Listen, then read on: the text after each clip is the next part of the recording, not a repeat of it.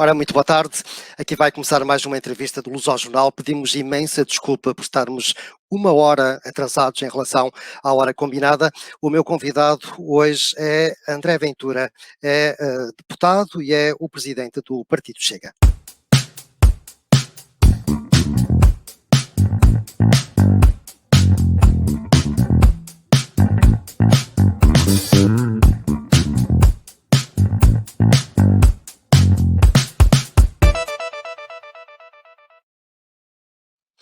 Ora, este é o último partido a ter sido criado no panorama político português, portanto foi criado em abril de 2019, no dia 9 de abril foi oficializado e logo alguns meses depois elegeu um deputado, portanto em Lisboa, é portanto André Ventura, o meu convidado hoje, junta-se aqui portanto a esta entrevista. Muito boa tarde. Boa tarde. Portanto, e muito obrigado por estar comigo nesta portanto, entrevista. O André Ventura é o presidente do partido, é deputado e é sobre isso que vamos falar, mas, portanto, há uma situação que é recente, é o facto de ter sido candidato às eleições presidenciais, portanto, em janeiro agora. Uma grande parte dos imigrantes não votou, houve 98% de abstenção. Eu gostava de conhecer, e iniciava por aqui esta entrevista, a sua leitura sobre esta abstenção na comunidade portuguesa. Qual é a leitura que tira? Bom, muito boa tarde e obrigado pelo convite. Queria antes de mais pedir desculpa que o atraso não se deveu a vós, mas sim a mim e aos compromissos políticos que surgiram no dia de hoje e que não consegui mesmo de todo adiar. Em relação à abstenção, sim, de facto é preocupante nós continuarmos a ter uma comunidade imigrante que maioritariamente não vota, e há dois fatores que eu acho que são decisivos. Há um fator que eu diria que é estrutural, que é comum não só a Portugal, à Portugalidade, mas a muitos outros países que têm comunidades imigrantes. Há uma progressiva desconexão à medida que o tempo aumenta e temos comunidades que imigraram e famílias que imigraram há 40 anos, há 50 anos. Há uma maior desconexão em relação à vida política nacional e em relação ao contexto nacional. Mas esse é o fator que eu diria ser estrutural. Depois há um fator conjuntural, que é as dificuldades permanentes que o Estado português e o sistema político português têm colocado à participação das comunidades imigrantes. Na verdade, parece que temos um sistema que não tem grande interesse em que as comunidades imigrantes votem. Tivemos até um famoso comentador de televisão, que me entrevistou, por acaso, também no caminho para as presidenciais, que até insinuou que era um perigo deixar votar os imigrantes, porque eles poderão votar fora destes dois partidos do sistema, o PS e o PSD. Portanto, nós, na verdade, temos uma cultura institucionalizada de um certo desinteresse, mas um desinteresse intencional, doloso, diria mesmo, em relação às comunidades imigrantes. Não se trata só de falhas no processo, que também existem, mas trata-se de um interesse político que não existe em ter as comunidades a participar. E isto depois tem reflexos. E o que vimos nestas eleições presidenciais, e que me arrisco a dizer que vamos voltar a ver nas próximas eleições legislativas, é um desinteresse, uma baixa participação de pessoas que são tão portugueses como nós e que deviam ter o direito, o interesse e a motivação para participar. Portanto, eu fico sempre... Eu ouvi o seu programa e vi recentemente que propôs que o voto fosse obrigatório. E a minha pergunta é: de que forma é que o tornaria obrigatório se há pessoas que ainda estão a milhares de quilómetros de uma mesa de voto? Era necessário mudar a metodologia? Que propostas é que faz em relação à metodologia? Sim, repare, nós temos um problema grande em Portugal que é a abstenção. E não é só a abstenção conjuntural, é um problema de desinteresse na participação. E o que acontece é que, pouco a pouco, uma questão que é pessoal, apesar de ser um dever cívico, que é eu não voto porque não quero, ou seja, há uma questão motivacional, há um fator institucional representativo agravante, que é, pouco a pouco, as instituições da democracia vão ficando mais fragilizadas, menos representativas e, portanto, menos legitimadas. E isto pode ter um impacto na conflitualidade social externa aos órgãos de soberania muito significativa e muito grande. Por isso é que nós propusemos o voto obrigatório. Porque há uma consciência de que não estamos só perante um dever cívico, mas devemos estar também perante um dever legal. de participação, uma vez que o não participar de forma massiva pode aumentar não só o nível de conflitualidade fora dos órgãos, e nós queremos o debate dentro dos órgãos de soberania, dentro da pluralidade da democracia e dentro da pluralidade das instituições. E o que temos visto Mas então como é que se vai aplicar isso às comunidades portuguesas? Sim, eu já lá vou. Deixa-me só terminar isto, que é, qualquer dia corremos o risco de ter uma eleição presidencial com 20% dos votos, ou com 10% dos votos. E isto não representa nada, nem representa ninguém. Portanto, nós temos, se queremos efetivamente arrepiar caminho, temos que o fazer, e o voto obrigatório é uma das soluções que outros países, não só o Brasil, mas outros, como a Bélgica, ou outros, têm já definido. Como é que se faria isto nas comunidades imigrantes? Bom, teria que haver, antes disso, uma facilitação do exercício desse direito, ou com recurso a meios tecnológicos ou técnicos, que era uma das hipóteses, ou com a abertura massiva de postos de votação, sobretudo onde há comunidades portuguesas mais significativas, porque não poderíamos obrigar as pessoas a ir votar, mas tivessem que fazer 1000 quilómetros, como alguns me disseram, para poder votar. Portanto, eu acho que a questão aí não é muito difícil, ou com recurso a meios tecnológicos mais avançados, como acontece também noutros países, ou com uma massificação do centro de defende o voto eletrónico. É uma hipótese, entre outras, desde que garantidas as questões e acauteladas as questões da fraude e da manipulação eleitoral, é uma das hipóteses, mas também a abertura de centros de forma massiva junto das comunidades onde haja presença mais significativa. Portanto, há aqui várias hipóteses. Agora, para nós o ponto é este. Temos é que arrepiar caminho, porque senão um dia temos um Parlamento que representa apenas 10% ou 15% da população. E isso é que não pode ser, não? Eu ainda vinha aqui às presidenciais, nomeou uma mandatária sobre, portanto, a sua representante, no caso da sua ausência de poder falar em seu nome, portanto, em relação às comunidades, Maria Vieira. Gostava de lhe perguntar porquê. É porque ela é muito conhecida fora e, portanto, e nesse caso é o politicamente correto que o seu deputado condena, ou é porque ela de facto tem coisas, portanto, a dizer sobre as comunidades? Não, é sobretudo, bem, o ter algum nível de notoriedade fora de portas é importante, e ser uma pessoa querida das comunidades, pela ligação afetiva, emocional, ao que é Portugal, à cultura portuguesa. Maria Vieira é uma atriz muito respeitada fora de Portugal e em Portugal, mas muito conhecida das nossas comunidades. Participou até em alguns filmes muito conhecidos fora de portas. Para mim é um orgulho tê-la como minha apoiante, e acho que a Maria Vieira tem aquilo que muitos dos nossos imigrantes têm. É uma lutadora, é alguém que não desiste, mesmo que isso por vezes lhe custe a carreira. Ela própria já disse que teve que emigrar, porque em Portugal só quem é de esquerda é que tem hipóteses de triunfar na cultura.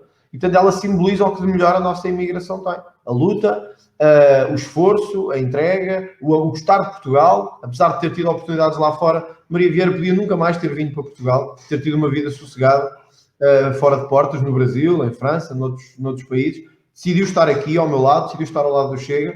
Acho que é um exemplo do que nós precisamos nas nossas comunidades imigrantes, este espírito de luta e de sacrifício pelo que é Portugal. E, portanto, quando chegarmos agora às próximas legislativas, ao escolher os candidatos, portanto, a deputados, portanto, vai escolher os do círculo eleitoral da imigração, portanto, irá escolher também uma pessoa querida ou uma pessoa nas comunidades? Qual é a sua escolha? Eu não quero avançar já com nomes de candidatos. Vamos ter certamente uma coisa. Vamos ter candidatos próximos das comunidades. Isso não há dúvida nenhuma. Nós gostamos de ter candidatos próximos dos círculos onde estamos a trabalhar para eleger deputados. Portanto, há uma coisa que lhe posso garantir, é que vamos ter esse cuidado de auscultar as comunidades, de perceber a sua sensibilidade, perceber os problemas locais e ter candidatos que representem isso. Não lhe vou falar de nomes ainda, penso que é prematuro. Temos umas autárquicas antes das eleições legislativas e é nelas também que estou concentrado agora até setembro. A minha pergunta ia mais longe, portanto era saber se o Chega, e agora já deixamos, portanto, as presidenciais, se o Chega está organizado fora de Portugal também, se também tem secções fora de Portugal e se elas estão a funcionar ou como é que está a prever implantá-las. Temos várias. Olha, temos presença neste momento, numas com presença com uma natureza mais física e de instalações, outras de uma presença mais humana, ou melhor, com menos presença de instalações, em Paris, em Londres, no Luxemburgo. Temos várias presenças já de núcleos do Chega, alguns com muita gente. Vê-se também nos movimentos de redes sociais das nossas comunidades, estão a crescer todos os dias. Arrisco-me a dizer que, a par do PSD e do PS, o Chega é hoje o partido com maior presença nas comunidades imigrantes portuguesas, a par do PSD e do PS, naturalmente, que são os partidos do regime, e isso mostra um crescimento, como eu disse, que nunca foi visto na história da democracia portuguesa. Os meus resultados das presidenciais mostram isso, apesar de serem eleições com uma componente diferente, a presença e o voto que tive na grande maioria das comunidades imigrantes mostra essa presença indiscutível. Penso que é hoje incontornável que o Chega vai ter uma votação muito forte no círculo da imigração portuguesa, porque mais e melhor do que os nossos imigrantes perceberem a tragédia que tem sido o socialismo no mundo, não só os que estão na Venezuela, como os que estão em Espanha, como os que estão, enfim, numa série de outros países, em África, por exemplo, eu acho que esses percebem muito bem a luta que eu estou a travar aqui no território português para livrar Portugal das amarras do socialismo. E compreendem isso melhor que ninguém, porque muitos deles, sobretudo estas novas gerações, também fugiram da tragédia que é o socialismo em Portugal. Eu ia colocar-lhe, portanto, uma pergunta sobre o seu programa, portanto, eleitoral. Há, de facto, um programa sobre as comunidades, há um parágrafo sobre as comunidades em que promete um Ministério de Comunidades. Esta é uma novidade, aliás, é muito pedida na imigração e é uma novidade. Mas acrescenta logo a seguir que esta é uma forma dos portugueses no mundo se voltarem a sentir portugueses. Acha que os portugueses no mundo ainda não se sentem portugueses ou não se sentem portugueses? Naturalmente é uma expressão simbólica. O que nós queremos aqui dizer é que este afastamento entre Portugal e as comunidades tem-se vindo a acentuar. Foi aquilo que eu lhe disse logo no início. Eu próprio tenho família por parte da minha mulher em França, alguns há muitos anos, alguns há muitas décadas, e sei de que é que estou a falar quando me refiro a este afastamento. Recentemente estive em França, 2 vezes, e pude percepcionar, por um lado, o quererem manter esta ligação e, por outro, a dificuldade que muitos sentem em conseguir materializar esta ligação. Quando nós falamos no Ministério das Comunidades e no voltar ao sentimento da Portugalidade, não é que deixem de ser portugueses, é voltar a consolidar este sentimento que é preciso votar, é preciso participar, é preciso cuidar de Portugal, é preciso olhar para o que se passa em Portugal, e eu compreendo que seja difícil. Eu nunca fui propriamente emigrante, vamos dizer assim, mas eu vivi também fora de Portugal, nomeadamente quando estava a estudar. E sei como, ao fim de algum tempo, é fácil nós começarmos a preocupar-nos mais com os problemas locais, onde estamos embrenhados, do que propriamente com os problemas do território nacional. Ou seja, eu acho que nós temos que conseguir voltar a estabelecer esta ligação forte entre Portugal e as suas comunidades, e o Ministério das Comunidades serviria também para isso. Mas dava também um sinal político, um sinal que nos preocupamos, que não é apenas uma questão de conversa sempre que chegam os atos eleitorais. Queremos mesmo saber dos nossos portugueses lá fora. Queremos que participem, queremos ajudá-los, queremos saber quem são. Queremos ter uma relação de quase espiritualidade nacional entre estas pessoas e o país. E isso não tem acontecido até agora. É nesse sentido que nós usamos essa expressão e, como disse, de facto, propomos este Ministério das Comunidades, que é uma novidade, mas eu acho que as nossas comunidades imigrantes merecem. Os assuntos que mais se abordam nas comunidades e que não aparecem no seu programa, apesar de haver este Ministério, repito, é o da participação cívica, é o dos serviços consulares e é o do ensino da língua portuguesa. Vamos começar pelo primeiro, a participação cívica. Já falamos aqui das presidenciais, a metodologia de voto, mas há uma questão interessante, é o da nossa representação no Parlamento. Eu sei que quer reduzir o número de deputados de 230 a 100, os círculos, portanto, eleitorais também, mas se nós guardássemos aqui o esquema atual, portanto, fora há cerca de 1.500.000 eleitores, no Porto há 1.500.000 eleitores, ora no Porto elegem 40 deputados e nós elegemos 4.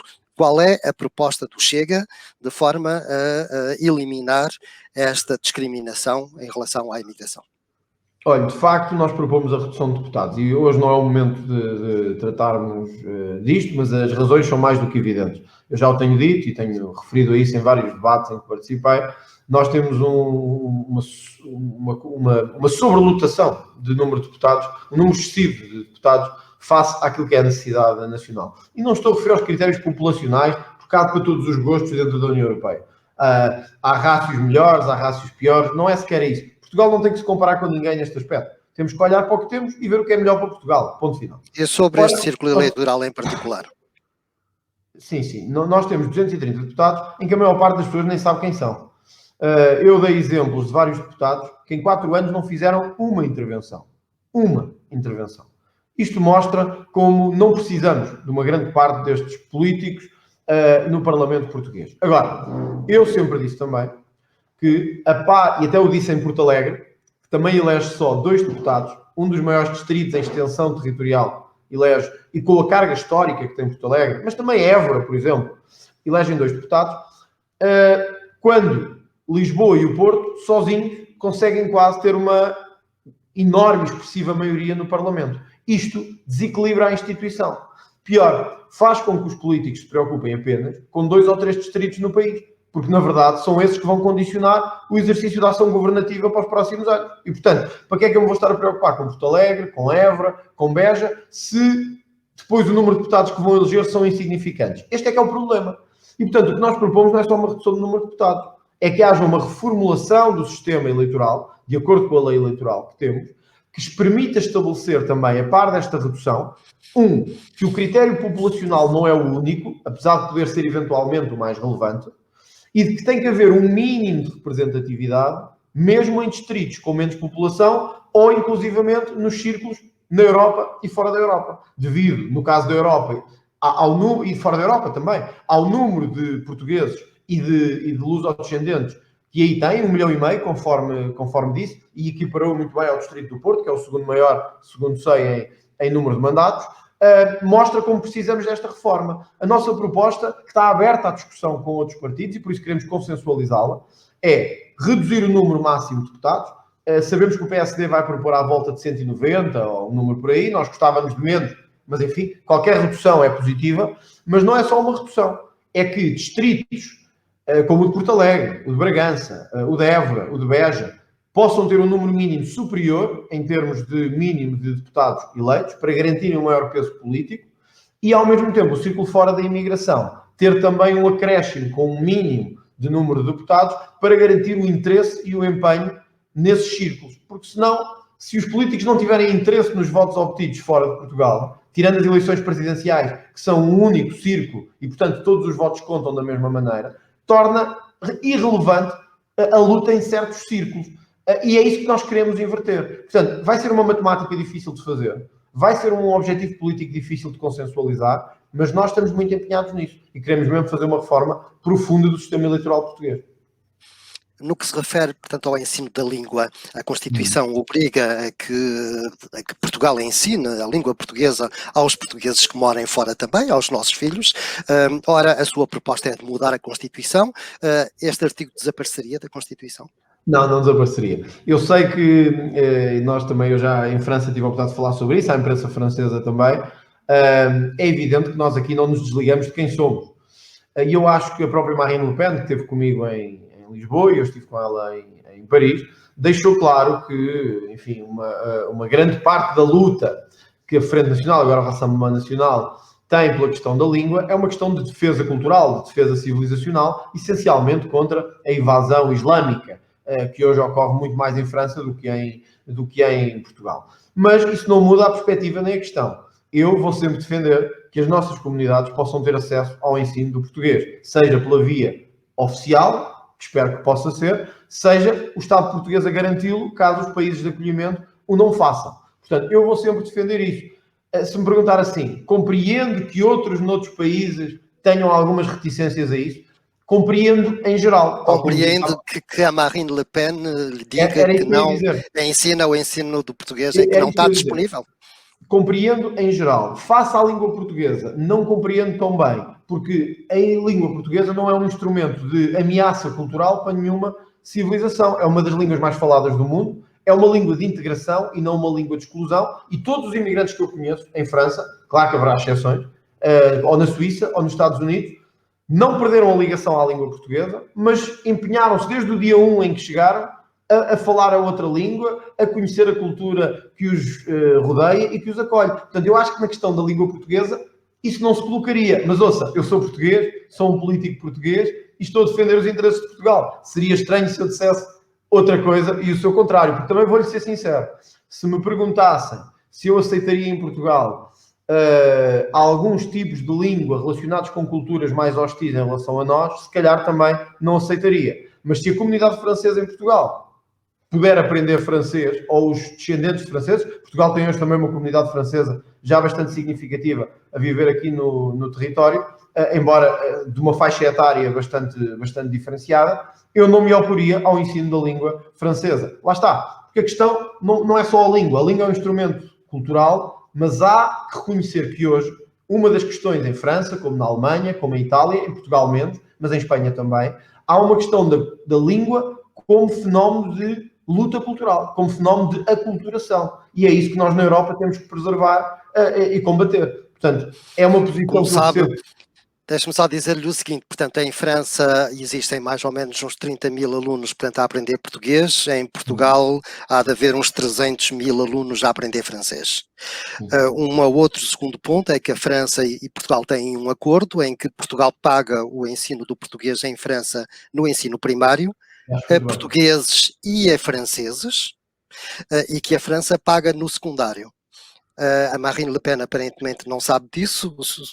Portanto, o senhor deputado sabe disso? Fez-lhe passar esta mensagem? Discordou com ela sobre esta questão? Até porque, repare, uma das coisas que eu lhe disse logo no início foi precisamente isso, que é, e eu já tive várias discussões com o Ministro dos Negócios Estrangeiros cá em Lisboa, no Parlamento Nacional, e uma das nossas propostas é precisamente a de que nos países de acolhimento, seja em França ou noutros, onde há comunidades portuguesas significativas, quando esse Estado não tiver em condições de assegurar o ensino de português, que seja o Estado português, através do Ministério das Comunidades, a fazer isso, seja com um acordo de pagamento de escalões intermédios até um determinado nível de ensino, seja com, em alguns casos, imagine, pagamento total. Imagine que num Estado que não aceita de todo o ensino do português custeado pelos contribuintes desse outro Estado, para nós a língua é um fenómeno tão importante do ponto de vista cultural que acho que aí o Estado português deve cobrir os custos do ensino até ao final do ciclo formativo global. Portanto, para nós é uma proposta que continua em cima da mesa e nós gostávamos era de ter o governo português, não só em relação à França, mas em relação a todos os Estados onde há presença significativa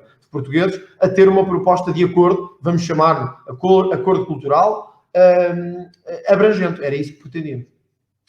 O que é que defende, portanto, o Chega e, portanto, o deputado André Ventura, portanto, em relação à dupla cidadania? Às pessoas que, ao mesmo tempo, são portugueses e franceses, por exemplo, como sabe, muitos dos lusodescendentes têm as duas nacionalidades. Acolhe bem esta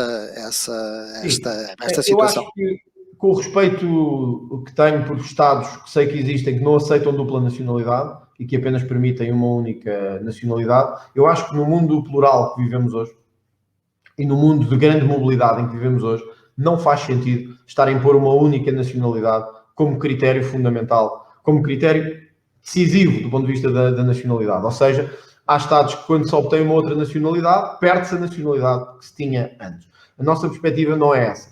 Não só pelo nosso passado de mobilidade, de interculturalidade e de presença noutros países, mas também para os que estão em Portugal, que agora, como sabe, temos recebido uma comunidade imigrante cada vez maior. Ainda hoje tivemos o Ministro da Administração Interna a vangloriar-se no Parlamento, a dizer que aumentou 72% o número de estrangeiros em Portugal, e isso, enfim, tem as suas vantagens, também traz as suas desvantagens, e é um problema com que nós teremos que lidar. E muitos desses têm já dupla cidadania, têm dupla nacionalidade. São brasileiros e portugueses, são cabo-verdianos e portugueses, são franceses e portugueses, são norte-americanos e portugueses, são angolanos e portugueses, ou seja, é um fenómeno que a nós não nos choca diretamente, embora entendemos que a lei da nacionalidade deva ter critérios mais relacionados com o território do que hoje subsiste. Nós entendemos que a nacionalidade não é só um papel, que a nacionalidade é uma condição, é um estado de alma, é um percurso histórico de ligação ao território e à sua, eu costumo chamar espiritualidade, mas para não usar um termo religioso, à sua marca cultural, à sua marca estrutural. Portanto, essa é a nossa posição sobre isso. Eu li o seu texto sobre os o fundamento do partido, e sistematicamente quando há a palavra imigração, portanto em geral aparece tráfico de droga, delinquência, etc. Eu que sou imigrante, sinto-me mal de ver-me o meu estatuto associado a traficantes de droga ou sei lá o quê. Porque é que sistematicamente, portanto, associa imigração a esse Estado? Não há nenhuma associação. O que nós dizemos é que está no seu programa. não, Está no seu nós referimos à imigração ilegal, que é ilegal. Uma grande parte dos portugueses de França foram imigrantes ilegais. E Eles saíram de Portugal ilegalmente, porque nem os deixavam sair, e chegaram cá ilegalmente. Eu, por exemplo, cheguei cá ilegalmente. Carlos, isso é evidente, até se olharmos para trás, também Espanha teve muita imigração ilegal a vir para Portugal durante a Guerra Civil Espanhola, ou também França teve, durante a Segunda Guerra Mundial, certamente muitos imigrantes ilegais a irem para outros países. Mas nós vivemos no tempo em que vivemos, e hoje a realidade não se pode comparar ao que tínhamos há 60 ou há 50 anos atrás. Agora, o que nós dizemos é que a imigração ilegal é um mau sinal político. Porquê? Porque desincentiva os que vêm legalmente trabalhar, cumprir as regras e que vêm de acordo com o procedimento. E eu ouço com alguma estupefação à esquerda a dizer, bom, mas porquê é que o Chega ataca a imigração ilegal? Porque é ilegal. Porque se chama ilegal. Senão nós não atacávamos. Nós atacamos o que é ilegal. Se chama ilegal, é ilegal. E, portanto, quando nós dizemos assim, imigração ilegal e imigração legal são a mesma coisa, nós estamos a passar o pior exemplo político, que é, venham de qualquer maneira, venham de barco, venham de carro, venham como vierem, cheguem, que nós estamos cá para pagar. Portanto, estamos cá para construir-vos casas, dar-vos tudo e pode continuar assim. Ou seja, eu dei um exemplo num dos debates presenciais que tive. Como sabem, em Portugal nós temos em alguns distritos problemas muito sérios no acesso à saúde. Não só em termos de tempo médio de espera de consultas, como no acesso a medicamentos. Alguns migrantes que vêm do Médio Oriente, para além de terem o acesso a 100% nos medicamentos, passam à frente destas pessoas. Isto cabe na cabeça de alguém. Isto não cabe na cabeça de ninguém. E dizem, lá está ele contra a imigração. Nós não estamos contra a imigração. Nós queremos é que a imigração que venha, legal, venha de acordo com os procedimentos, venha cumprir as regras, venha integrar-se e venha trabalhar. E eu acho que aí, Carlos, os portugueses têm dado o melhor exemplo. Olha que eu já estive em vários países do mundo com comunidades portuguesas. E não conheci nenhuma em que, genericamente, a percepção dos portugueses fosse de uma comunidade de trabalho, de pagamento de impostos, de integração cultural, de interculturalidade com a própria cultura de acolhimento e até de permanente interligação emocional, familiar e afetiva. Todos os tipos. Portanto, eu acho que comparar isto com pessoas que vêm em redes de tráfico pelo Mediterrâneo ou que entram ilegalmente em Portugal vindos de Palopes ou de outro tipo de países é uma comparação muito, muito excessiva. Nós somos contra a imigração ilegal e, portanto, nunca contra a imigração que vem cumprir. Eu disse uma vez, Carlos, que a Europa, onde Portugal se inclui, e França também, nunca devemos esquecer a nossa história. E se hoje somos um país de imigração, como França também, como Itália, como Alemanha, nós já fomos, como o Carlos sabe bem, porque é imigrante também, nós já fomos um país de emigração. E a própria Europa já teve, durante várias décadas da sua história, grandes comunidades a emigrarem para os Estados Unidos, para a Argentina, para o Canadá, para outros sítios. E não devemos esquecer isso. Eu queria dizer é que era imigração ilegal. A nossa imigração, em grande parte, foi imigração ilegal. Era só isso que eu queria acrescentar, porque não é só imigração, foi imigração ilegal. E hoje somos muito bem vistos. Provavelmente hoje todos que chegam a Portugal ilegalmente serão amanhã também bem vistos, digo eu. O que eu digo é que indivíduos que chegam às portas da Europa, que não têm passaporte, mas têm um iPod na mão, e que vêm para cá para viver à conta de subsídios e viver à conta do Estado, nunca foi isso que os portugueses fizeram em França, Carlos. E por isso, gostava de lhe perguntar uma coisa sobre... Eu faço uma prognose diferente deste tipo de imigração. E acho que este é o tipo de imigração que nós não precisamos. Porque para viver de subsídios já temos cá muitos. Acredito que já temos cá muitos. Ainda esta semana fizemos um trabalho jornalístico sobre Bordeus, e dizia-me o cônsul de Portugal em Bordeus que em Bordeus toda a gente conhece o Aristides de Sousa Mendes. Portanto, o Chega é o único partido a não ter votado uma homenagem a Aristides no panteão português. porquê? O que é que o faz não prestar esta homenagem a um homem como Aristides de Sousa Mendes? Eu já o disse também, nós não temos nada contra Aristides Sousa Mendes, achamos que do ponto de vista historiográfico, puramente historiográfico, várias questões continuam a não estar resolvidas, nem a estar clarificadas. Aliás, há bons historiadores a levantar questões importantes e pertinentes sobre o trabalho de Aristides Sousa Mendes. O que significa que nós achamos que devia ser dado mais tempo numa homenagem tão importante como é o Panteão Nacional, que reconhece os símbolos maiores da Portugalidade. Achamos que devia ter sido dado mais tempo para essa homenagem. Foi a única razão. Não há aqui nenhum espírito de antissemitismo, nem de nenhuma ligação, nem de nenhum juízo negativo sobre o processo que permitiu regularizar milhares de judeus e trazê-los para Portugal durante a Segunda Guerra Mundial. E fugirem à morte. E fugirem à morte. E fugiram à morte. E claro, fugiram à morte, certo? Não é isso que está em causa. O que queremos saber é se alguns outros detalhes que alguns historiadores têm levantado do processo e da vida de Aristides Sousa Mendes, nomeadamente o seu desempenho diplomático e consular, até em questões do foro disciplinar, deveriam ficar clarificadas. E eu acho que quando se faz uma homenagem desta índole, é preciso saber do que é que estamos a falar, é preciso conhecer os detalhes todos. Olha, eu vou-lhe dar um exemplo um pouco exagerado.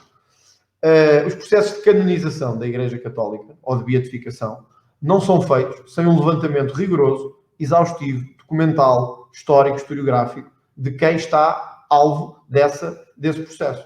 E isto não foi feito em relação ao Aristides Sousa Mendes. Atenção que ir para o Panteão não é o mesmo que ser beatificado ou canonizado, mas é a homenagem maior da Portugalidade.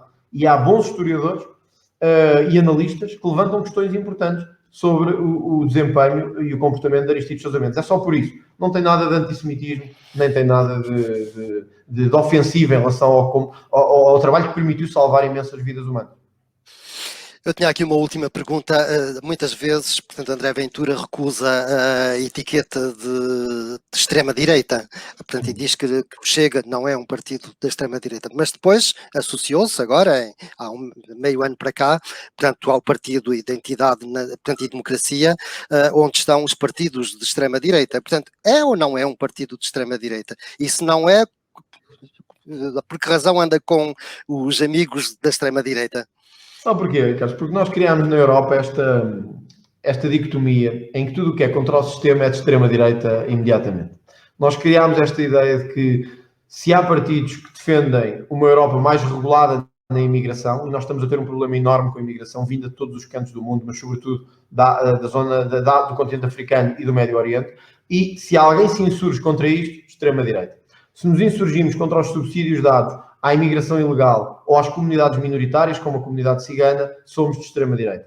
Se definimos e defendemos mais papel para a polícia, mais autoridade para as forças de segurança, mais força para as forças militares e para as nossas forças armadas, somos imediatamente de extrema-direita. Isto foi a narrativa criada pela extrema-esquerda, que nunca é chamada de extrema-esquerda pela comunicação social, essa é que é a verdade, para denegrir um conjunto de políticos e de partidos na Europa. Não está a funcionar. Em Itália, a Liga está à frente nas sondagens.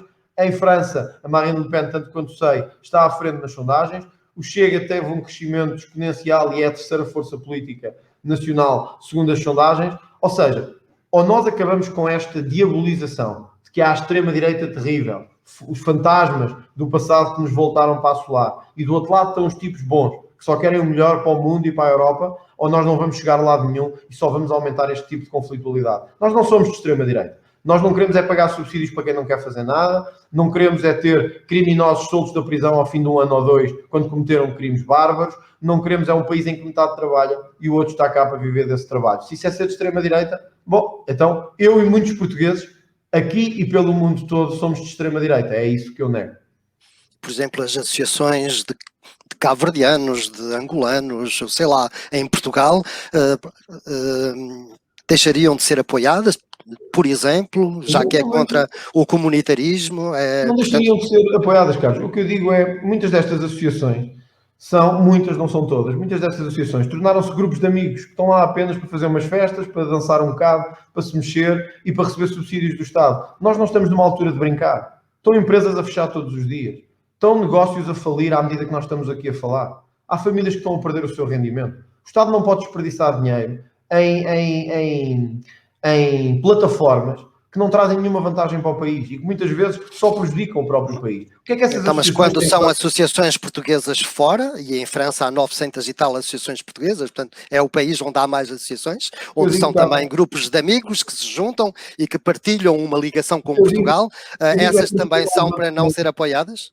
o que eu digo é, em Portugal, o exemplo que temos tido destas associações é que servem, muitas vezes, não são todas, servem para atacar a polícia quando ela tem que agir em bairros mais problemáticos, servem para sorver recursos do Estado sem dar nada de volta e sem trazer nenhuma utilidade, não trazem, na maioria das vezes, na grande maioria das vezes, mas isto não são só as associações de imigrantes, uma grande parte das nossas fundações e associações culturais produz muito pouco, na verdade, e à medida que isso acontece e que o Estado continua a desbaratar dinheiro, temos empresários a falir, temos negócios a serem destruídos, temos uma administração pública que não se moderniza, temos esquadras que parecem do Bangladesh dos anos 30 ou dos anos 40, e temos um país a cair aos bocados. E, portanto, enquanto continuarmos com o discurso, os coitadinhos precisam muito de ajuda e nós temos que os ajudar porque tivemos uma ditadura de 40 anos aqui há 50 anos atrás. Enquanto continuarmos com essa mentalidade, não só nunca nos modernizaremos, como nunca seremos capazes de furar o espectro de discurso que nos mantém perfeitamente atrasados.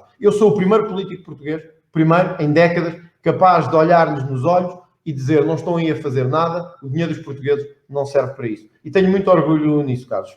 A primeira vez que nós temos a coragem e a capacidade de enfrentar o sistema instalado. E, portanto, as associações no estrangeiro, repito essa pergunta, como é que as vai tratar? Como é que vai olhar para elas? É como as nacionais, Carlos, depende. Quem estiver a fazer alguma coisa pelos portugueses, efetivamente, total apoio. Quem estiver a viver à custa de subsídios do Estado, dos portugueses que trabalham, podem fechar a porta, que não estão cá a fazer nada. É muito simples. A regra é fácil de perceber. Quem produz, quem trabalha, quem efetivamente se esforça para representar os portugueses, para ajudá-los, serve. Olha, vou-lhe dar um exemplo. Consulados que só abrem a porta uma vez por ano, que não atendem chamadas telefónicas e que não fazem absolutamente nada pelas comunidades que lá estão, comigo vão ter só uma orientação: fechar a porta. Eu não percebi. Eu ia terminar a entrevista, mas agora preciso de mais informação. Uma, não conheço consulados a abrirem só uma vez por ano. Segunda, encerra os consulados? É isso que Não, está a encerra dizer? aqueles que não estão lá a fazer nada. E reabrimos outros, muitos mais, a funcionar bem. Porque se de facto não estão a funcionar, não vale a pena continuarem a existir. Olha, eu ano passado recebi chamadas de pessoas que estavam em Londres. Mas tem algum exemplo particular que me possa Sim, em dar? Londres, vou-te falar de Londres, por exemplo, da comunidade em Inglaterra. 6 meses para conseguir que se atendesse um telefone. Isto não é admissível. Isto é inadmissível. Então encerra o consulado de Londres? É Vamos perguntar o que é que se passa e se é para isto que lá estão. Que ninguém sabe o que é que estão a fazer na verdade. Então não vale a pena estarem lá. E portanto mais vale reabrirmos uma rede alternativa que ajude as comunidades. E é isso, talvez um novo Ministério das Comunidades possa fazer. Agora, há uma coisa que eu não aceito. É estarmos a gastar balúrdios em países que deviam estar a ajudar as comunidades portuguesas e que só estão lá, na verdade, não sei, talvez a passar férias, ou talvez a olhar para o sol que faz na primavera, porque para ajudar as comunidades portuguesas não estão. Este exemplo que eu lhe dei é um, mas podia-lhe dar mais. 6 meses para se atender um telefone. É inacreditável. E nós não podemos tolerar isso.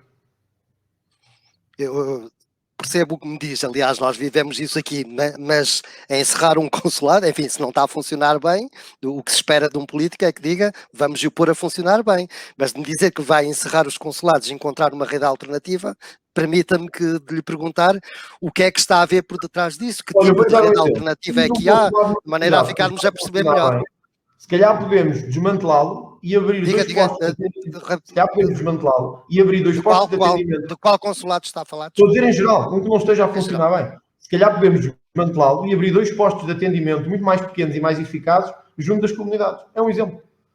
É um exemplo que estamos a estudar e que queremos apresentar nesse novo Ministério das Comunidades. Agora, uma coisa é certa. Com o Chega, os portugueses não vão estar a pagar impostos para sustentar instituições parasitas que não servem para nada, que não estão a ajudar os portugueses, que não fazem absolutamente trabalho nenhum e que mais não fazem que prejudicar quem quer efetivamente trabalhar. Portanto, onde temos, se calhar, um consulado, passaremos a ter 3 postos de atendimento muito mais perto das comunidades, muito mais eficazes no atendimento e capazes de, efetivamente, resolver os problemas das pessoas e que estejam abertos todos os dias do ano para receber imigrantes, muitas vezes com imigrantes lá a trabalhar, imigrantes portugueses, e que façam essa ponte que nós precisamos de fazer com as comunidades. Porque o sistema que está montado até agora não tem funcionado. Muito bem, fica então aqui esta promessa. Muito obrigado por esta entrevista.